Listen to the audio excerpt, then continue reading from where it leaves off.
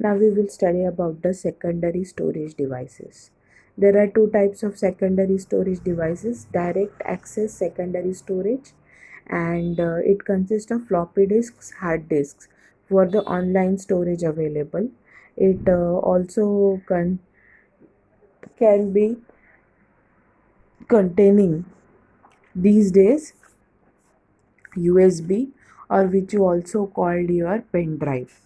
Then you have sequential access storage, that is called a magnetic tape or the offline storage. Now, what is this floppy disk? Some years ago, when almost 20 years ago, you can say, there was a storage device which was almost rectangular in shape. It was small in size. There was a floppy slot available. If you have obsolete versions of your PCs at home or your parents' PCs at home, you will see this floppy disk slot, which was more or less like an rectangular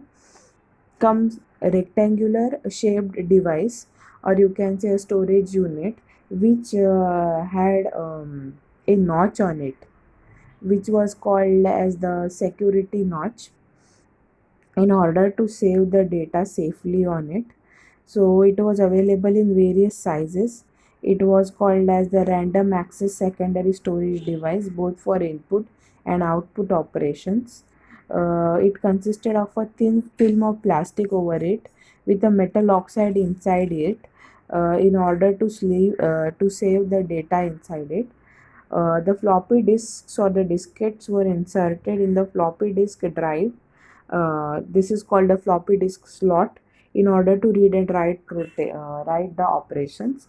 The disk rotates to the appropriate position and reads and writes the specific data. Head Read and write head physically makes the contact with the disk. Floppy disk was used in personal computers for small business and word processing systems. This floppy disk could record all the data from Microsoft Word, or you can say the Microsoft Office, as long as I have used floppy disk. Some people were using it for operation systems also. Floppy disks are available in various size. It has a protecting notch, if you see on the diagram. You can see various parts of the floppy disk. It was also called as capstan drive.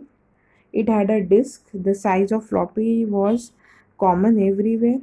It was of around 5.2 inches in length, and the breadth was more or less the same. Then it had an index hole in order that the floppy disk gets inserted. Then there was a plastic sleeve. Plastic sleeve matlab it was kept in a plastic frame, and then they had a read and write access notch.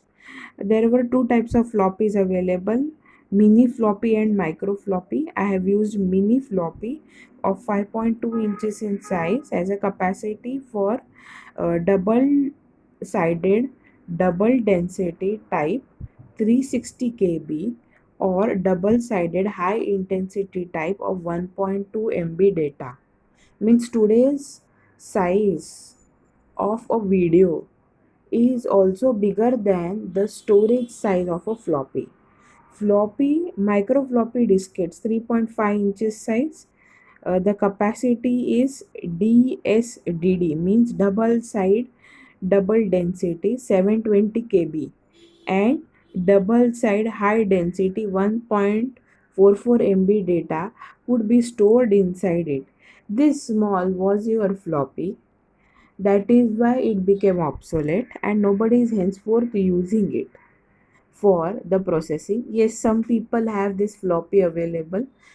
These floppies were used. The drawback of floppy was, if the plastic frame of the floppy used to get damaged, it was very difficult to use the floppy back. Then it was very difficult to copy the data from the floppy, and the floppy disk is now an obsolete electronic device which is been available with certain people as a remembrance, and also available in the electronics museum at Singapore. Now we will move on to the hard disk. It is a solid metallic disc coated with a metallic oxide film. It is permanently fixed in the disc. It has unit in case of microcomputers. It has drive unit in case of microcomputers. The tracks on the solid disk and also on the floppy disks are closely spaced in the concentric circles. The number of tracks which are available depend from 200 to 800 depending upon the size of the disk. It has read and write head that moves over the desired track to read the data from write data into the disk. In read and write operations, the access arm does not physically touch the disk surface. It floats above it and it can read the data by magnetized data principle. Means wherever there is electricity available, a magnetic field is being conducted or is created. This process is used for the analysis of data inside it. A hard disk can store more data than that of a floppy, though it is of the same size. The reason is the number of tracks which are available. The disks are useful in word processing application where large amount of text data can be used or can be loaded. If you see, there are 199 tracks on the diagram which is available. It starts from the 0 track to 199 track. That is why there are basic 200 tracks available in order to save the data. After this, we will go to the sequential access storage or the magnetic tape, where we will study about the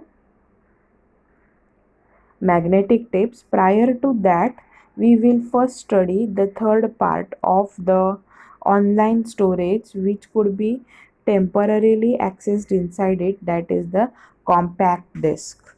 Compact disk, though there are USBs available, yet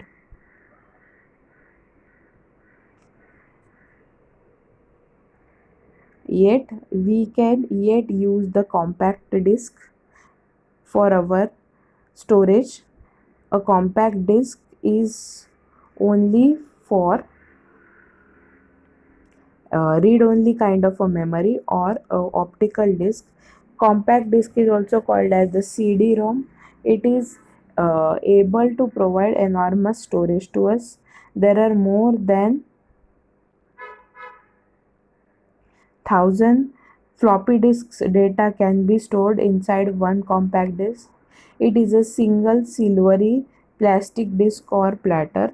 The digital information is recorded during manufacturing by a laser. The playing surface is coated with a thin film of aluminum, means the part which is used to read. This reflects the scanning beam of the CD-ROM player or the disk drive. A layer of clean resin covers aluminum for protection. Then the CD-ROM player is a audio compact disc player. Information is stored in CD-ROM can be read only. It cannot be changed. It is useful for application where the data change is not necessary, and at least over a reasonable period of time this data won't be changed. This is why we use CD-ROM. And uh, since the word ROM is used over here, it will have different function than what we always expect. Then we will come to the magnetic tape part, which is called as the secondary memory. What happens in the magnetic tape? This is a sequential access secondary storage device which can be used as an input or output device. It is easily available in forms of cassettes, reels and cartridges. Reels have an half-inch wide plastic tape available with a ferromagnetic coating on one side. As I had discussed prior, it was used in our old style uh, MTNL recording devices. Now I will say why I'm using the name of bigger telecom companies which are run by government. These reels are used to store the traffic and the tariff data. Traffic data मतलब आप जितने calls करते हैं, tariff data means आपके calls के कितने पैसे charge होते हैं. This data is stored on the ferromagnetic material which is on the side of this plastic reels. One reel could be used for 90 days to store a particular data. In olden days, to tap a certain phone call and to get the information associated with it, we had to use, or we had to check the device or this reel after only and only 90 days, because for first 45 days the reel used to record information on one side, and on the next 45 days the reel used to record information on the other side. This information is authentic and is being provided by one of the MTNL trainers to me when I was on a internship with them. The tape length is specifically around 2400 feet long. The typical character stored per inch is 1600 characters per inch.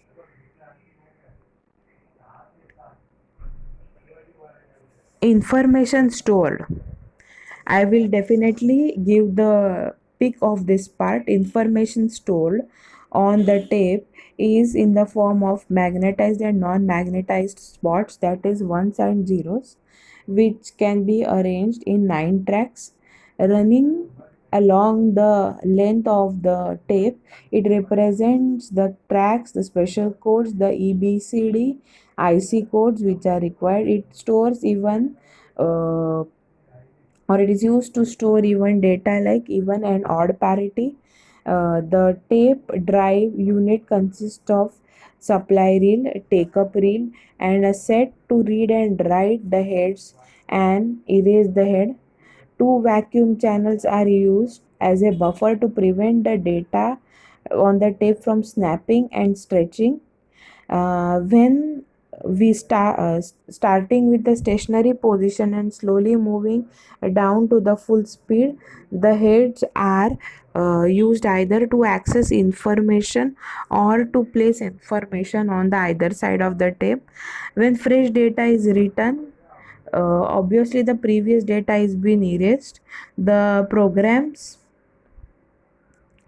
provided by the computer manufacturer to help us to run the computer system is normally delivered to the customer on the magnetic tape. So what are the advantages of this tape? You can erase and reuse any number of times. This is economical, cost per unit, high recording density. Disadvantage: sequential access device. The process is slow and the magnetic tapes can get affected by heat and dust. Now, the best example, if you ask your parents at home, do we have a VCR disc at home? Do we have a old cassette at home? They both follow these properties of magnetic tapes. Of course, in cassette, you will not have the reel length of 2400 feet or 2400 feet, but yes, the data stored on it is magnetic data. This data is useful to us to listen to songs. Old VCRs which were available some 20 years ago, which were used by people to see various movies. These VCR tapes had a height of almost 1 to 1.5 inches, had a length of almost uh, 10 inches, and had a width of at least 4 to 4 inches. Is what this kind of VCR CD I have used. In between, it had a spokey wheel. This wheel was being mounted, and when it was mounted and system was put on, it used to show us the respective data. Same thing used to happen with the audio cassette. If you had an audio cassette, you could erase the data on the audio cassette, and you could re-record the data on the audio cassette. As a student in my childhood, I have done this work a number of times because I was fond of music. I hope this information will be useful to you. Only the part of the magnetic tape The photo of the magnetic tape and its description is remaining in today's lecture, that I will post shortly in the fourth part.